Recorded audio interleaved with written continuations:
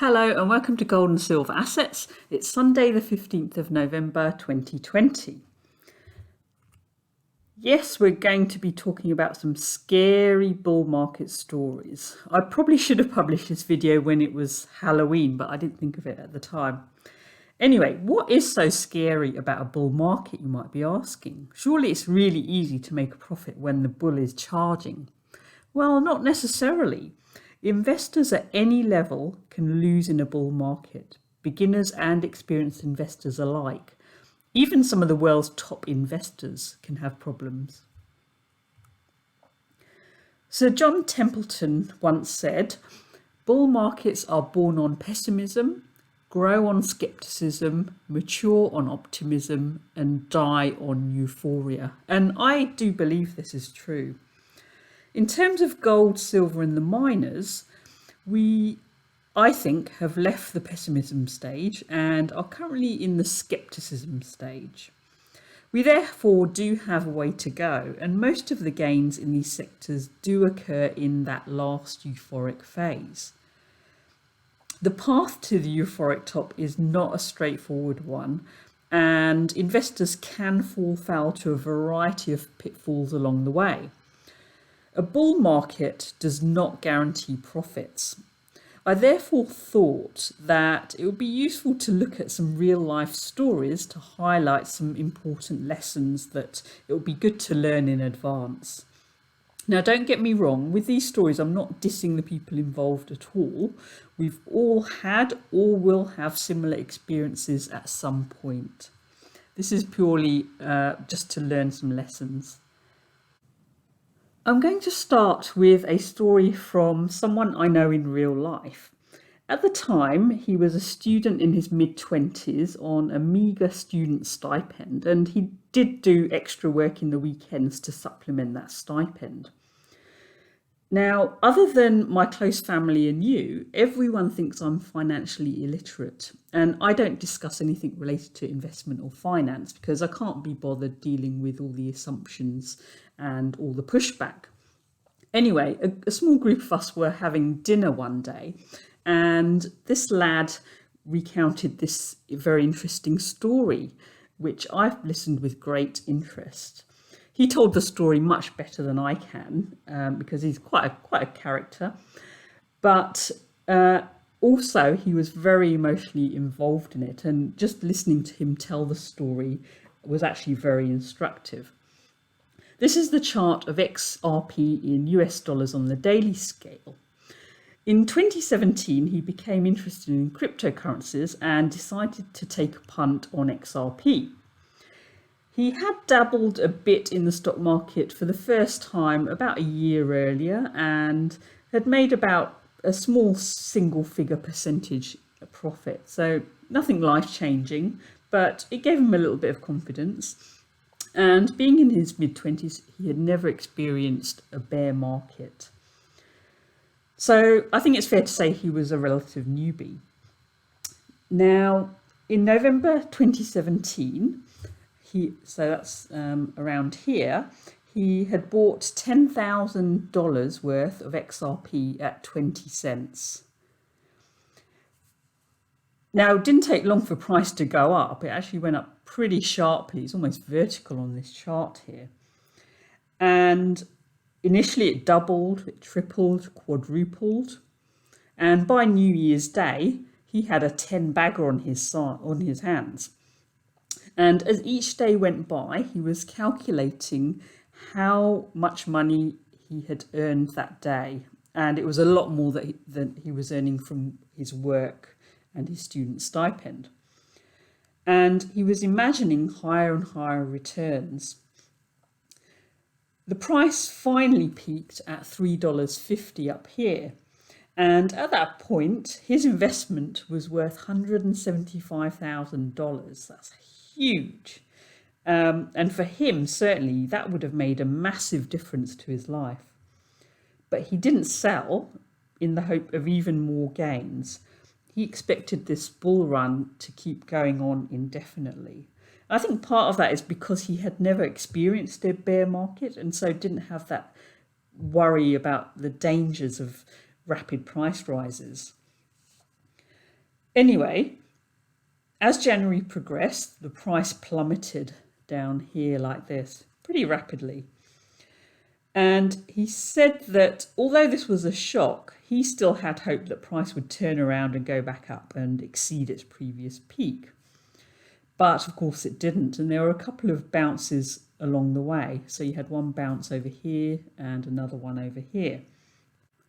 But price just kept dropping and dropping, and he still held on. He still did have some profit, but when this drop occurred here, that's when he got frightened and capitulated.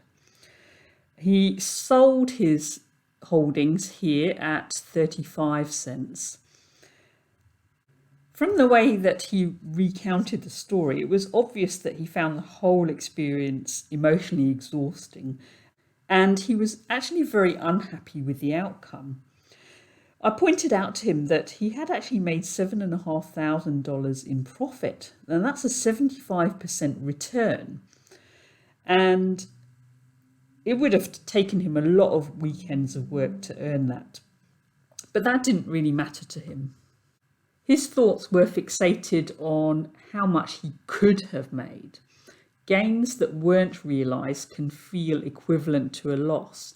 Therefore, to him, this was a horror story. What lessons can we learn from this story? Firstly, don't expect the bull to run indefinitely. This is a common thought during the euphoria phase of a bull market. And the problem is that anyone suggesting that the prices are going to fall when everyone is euphoric will be absolutely hammered and told that they're crazy. My concern here, if I'm still doing a YouTube channel during the euphoria stage, is that if I even attempt to call a top, I'll just get absolutely hammered in the comments. There'll be all kinds of vicious nastiness that will go on. But actually, that is what will confirm that the peak is close when you get things like that happening. But more on the euphoric peak a little bit later. Not expecting the bull to run indefinitely is particularly important when we're looking at mining stocks, which are known to be cyclical, and we can't expect them to keep going up forever. Another lesson to learn from this story is to take profits on the way up. Now that all sounds very sensible and straightforward, but in reality, it's actually really tough to sell a rising asset.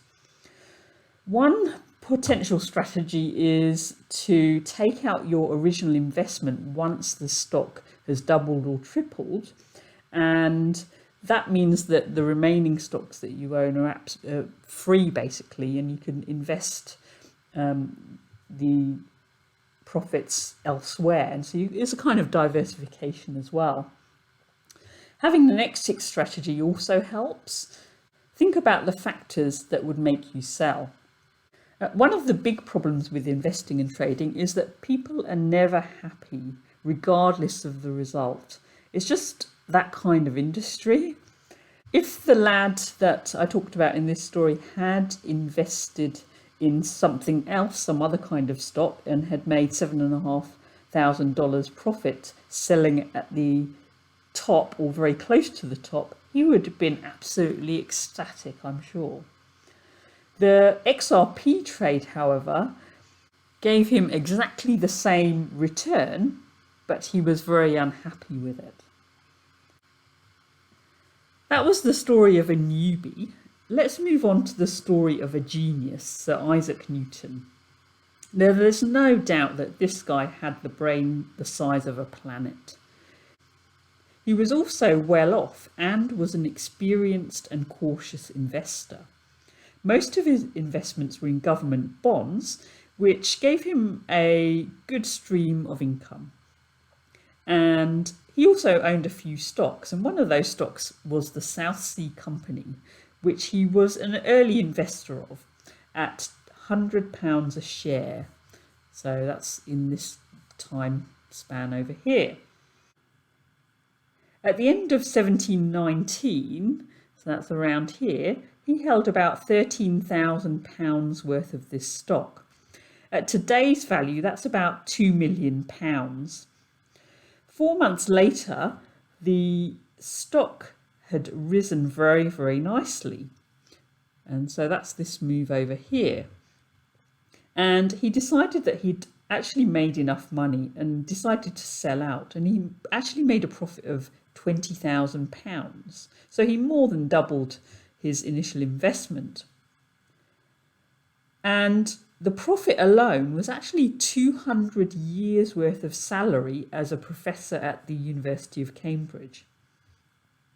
Although he was initially happy with this result, which I think we could all say is pretty cool, the price just kept rising. And actually it rose quite steeply over here. And that was the euphoric stage of that mania. The price just kept rising and his friends were actually profiting, and he had to keep hearing all these stories. And meanwhile, he was just sitting on the sidelines. He felt like he was missing out, and he was very unhappy and was really upset that he'd sold too soon. It all became far too much for him, and he decided to jump back in. But not only did he reinvest the profits he made, he actually invested a lot more at this stage over here.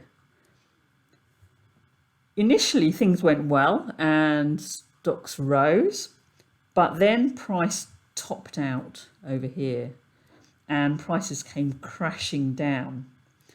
Newton's losses were actually catastrophic because he actually held through all these losses. And in the end, when he sold down here, the losses actually amounted to something like $4 million in today's value. And he was therefore broke. As well as the financial loss, though, Newton also took an emotional battering during all of this. At the time, he was regarded as one of the smartest people alive, and so he couldn't comprehend this failure, particularly when those of lower intellect than he had managed to exit before the peak and made good profits.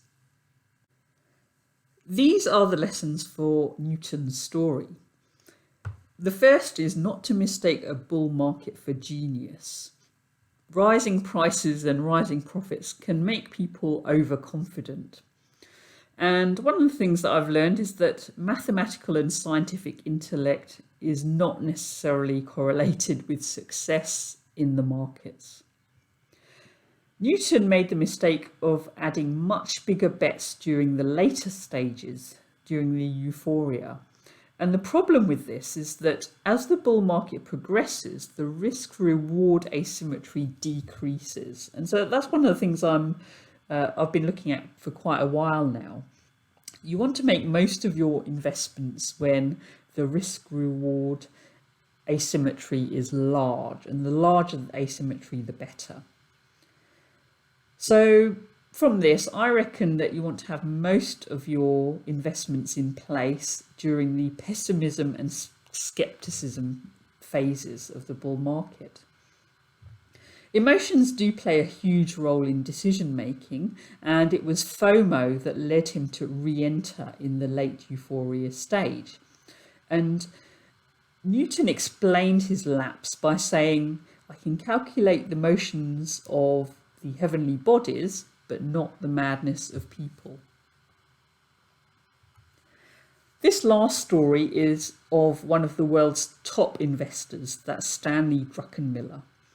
In the 1990s, he worked at George Soros's quantum fund, and in early 1999, he decided to short $200 million worth of tech stocks. At the time, the tech sector had been in an uptrend for years, and he thought things were getting overheated, and that's why he shorted the stocks. But it turned out he was early in his call, and as prices rose, he was forced to cover those shorts a few months later, and that led to a loss of $600 million. Ouch! Two young whippersnappers at the fund were making money on the way up, and their small account was up 50% on the year, while the quantum fund was only up 7%. And that drove Stanley nuts, and that's when FOMO set in. Of course, if we look at this chart here, we can see that this is that euphoria stage over here. He had an urge to get back in at this stage, but there was this voice in the back of his head which said, don't do it, don't do it. And he listened to that voice for about a week, but prices just kept going up here. And just at this point over here, despite that voice, he just ignored it and bought 6 billion, that's with a B, worth of tech stocks. And 6 weeks later, he was sitting on a loss of $3 billion. Apparently, he had bought those stocks within hours of the top there. And when asked, he said that he knew deep down that he shouldn't have done it, but he was an emotional basket case at the time. And that's the thing with this stage of a bull market, is that it messes with people's emotions there. And he therefore just couldn't help himself. The first lesson from this is that when a trend is in place, avoid going against it. So in the example here, Stanley shorted a stock that was in a strong uptrend. Going short in a strong bull market is certainly not for the faint-hearted. Just like Newton, he added larger bets higher up, which means greater risk. And it was FOMO that led him to make those large bets during the euphoric stage. Here I have described 3 real-life stories of how bull markets and bubbles were handled by 3 different investors: the newbie, the genius, and the top trader. And all 3 were unhappy with the outcome. The stories include people with a wide range of experience, yet all describe themselves as being an emotional basket case at one point, and emotions misled their decisions. No one is completely immune from this. But hopefully, if we're thinking about this well in advance, then we can learn from these examples when gold, silver and the miners enter bubble territory, which I believe they will. Now, a lot of these things you may have heard of in terms of these lessons, particularly with regards to emotions. But one of the things that I got from making this show, which I hadn't really thought about particularly deeply, is this. I believe that most of the investments should be placed during the pessimism and skepticism stages, because the risk-reward asymmetry is much greater at that point. Those investments should be held until reaching the euphoric stage. And the euphoric stage should be used to sell your holdings, but in a staged way. You might be pretty good and sell the whole lot in one go, but it's going to be pretty hard to sell exactly at the top. So if you sell in a staged way, then you can take profits while also making the additional gains, because euphoria can go on much longer than you can expect. But I think that that's what's going to make you happier in terms of the results. That's my kind of ideas on the topic anyway. But the big thing here is that during the euphoric stage is not the time to be adding bigger bets than you had put on during those early phases of the bull market. Certainly not with leverage. Next up, the market update. Let's start with gold priced in US dollars on the daily scale. And what an interesting week we had. Last week we were talking about the underside of this channel over here acting as resistance, and I'd mentioned that I would want to see a close above that line before we could be more confident of upwards movements, and it never did close above that. This bit here was a little bit of a fake out, so early in the day it opened up higher above that line, but it just tanked. So that was quite a dramatic day, and that's a big candle that we saw there. Prices kind of stabilized since then, and the next question is, where do we go from here? Now, this correction has been quite long. It dates back to August, and it has been very slow and gentle. To me, this doesn't look like a reversal pattern where we're going to get a massive drop down. It just doesn't, it's not behaving like that really. And I'm still sticking to this region here as a potential support area where a reversal to the upside is likely to happen. The moving average here is sitting at roughly 1780, and so I'd guess that maybe that's going to be the bounce point. I don't know for sure. Now, there is a possibility that we bounce above that level, and so that would be with this trend line over here, in which case we're looking at about 1830. But again, there's not much in it now. Why do I think we're going to get more downside? Well, this kind of just looks like a bounce after that dramatic drop, and we've tested the underside of this channel, which is purely a clone of these two lines here, and again it's just bounced off of that a couple of times. I think we might try have another go at it, but then I suspect we're going to get a turnaround. I don't know how long we're going to stay in this. It could do something like this before making its move, so I can't really tell you much about how long this is going to take. Timing is always really difficult to kind of predict with these things. This whole correction has been a good thing though, because on the monthly and weekly scales it means that it's allowed the RSI to cool off, and again that's something that's going to give us more room further upside going forwards. And I think the next upside is going to surpass this high here by quite some way. But let's not jump ahead of ourselves. As I said, I don't think we're quite ready for that yet, and that's why I'm anticipating a bit more downside.